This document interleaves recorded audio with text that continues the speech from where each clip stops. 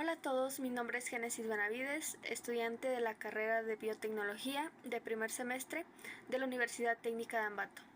Hoy voy a explicar acerca de las fuerzas de interacción de las individualidades del sodio molecular, además de su curva potencial y cómo influye directamente en la condensación, solidificación y sublimación del mismo, además de cómo influye la temperatura en las individualidades.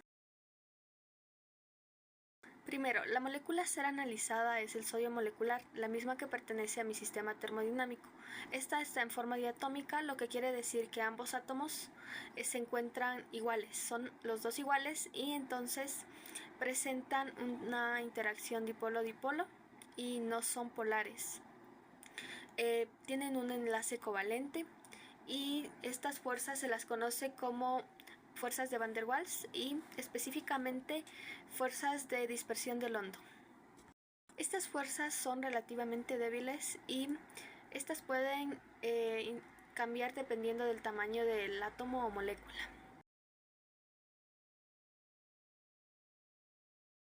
Voy a iniciar explicando la curva potencial, la cual está en función de la energía potencial y la distancia internuclear de las individualidades del sodio. La gráfica se realizó de acuerdo a datos referenciales y tomando en cuenta la ecuación de Lennard-Jones.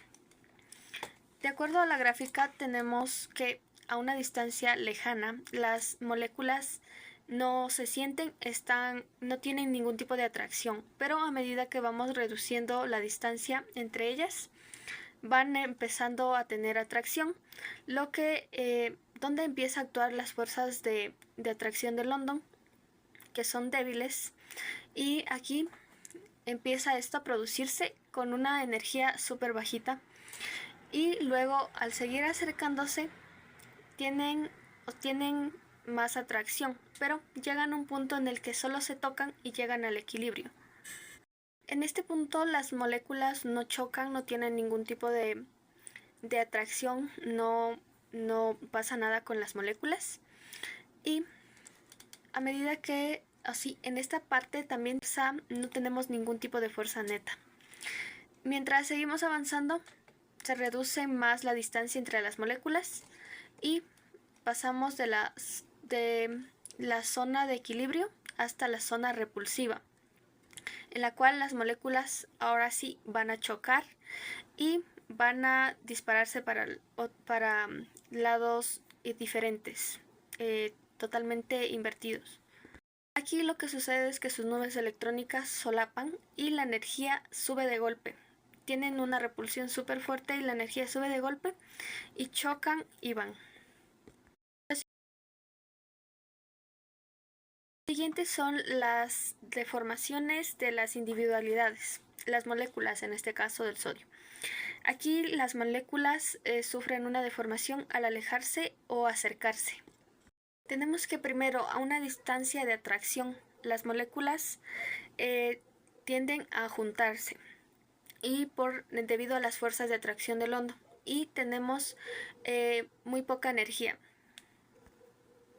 Mejor dicho, no hay ningún tipo de energía, las moléculas no tienen nada de energía. Luego, a una distancia de equilibrio, la tracción y repulsión están balanceadas. Aquí el sistema es completamente estable, las moléculas se mantienen juntas pero no chocan y tenemos una energía mínima, bajita.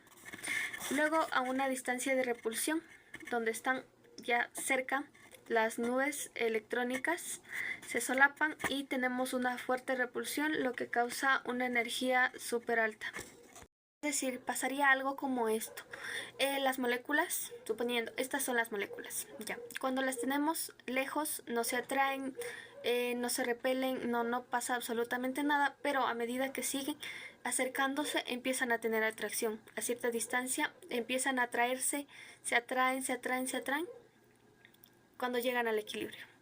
Al llegar al equilibrio, las fuerzas de atracción y repulsión son las mismas, las moléculas están ahí, normal, sin ningún tipo de alteración y tenemos energía mínima, poquita energía. Anteriormente cuando estaban lejos y iban recién atrayéndose por las fuerzas de London, no teníamos tanta energía, solo se atraían por esas fuerzas. Luego tenemos las fuerzas de repulsión. Cuando ya se van acercando, van así, de esto, y se separan y tenemos máxima energía, porque al chocan y como que se chocan y al repelerse para distintos lados ganan energía. Todo esto nos ayuda a entender mejor los estados de agregación.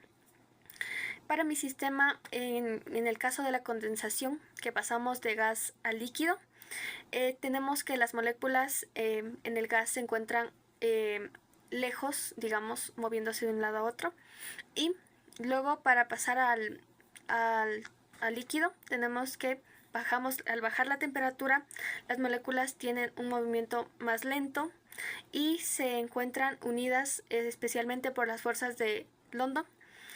Y gracias a estas tenemos que forman el líquido.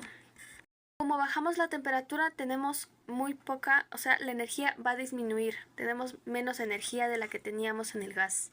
Aquí las moléculas tienen atracción.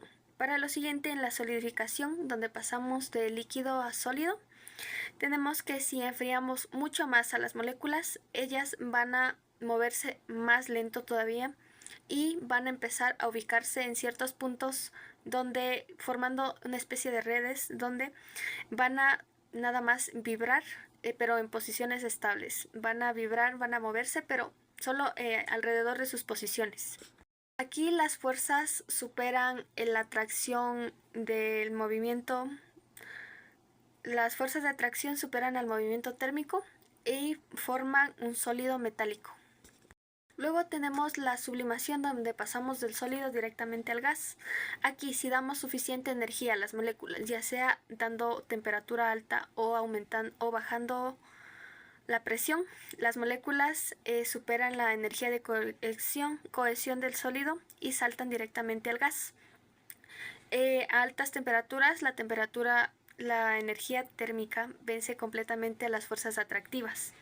Aquí las moléculas se separan y saltan directamente al gas. De acuerdo a esto, comprobamos que la temperatura influye directamente en la interacción de las moléculas. Con esto concluimos que a una temperatura baja se tiene un movimiento lento de las moléculas y las fuerzas de atracción dominan, favoreciendo la condensación o solidificación. Y a una temperatura alta tenemos un movimiento rápido de las moléculas y las mismas se separan disminuyendo la atracción, lo que favorece la vaporización o sublimación, lo que quiere decir que a mayor temperatura mayor efecto de las fuerzas de London y a menor temperatura menor efecto de las fuerzas de London. Gracias, esa ha sido la explicación acerca de las diferentes interacciones de las fuerzas de las individualidades del sodio molecular.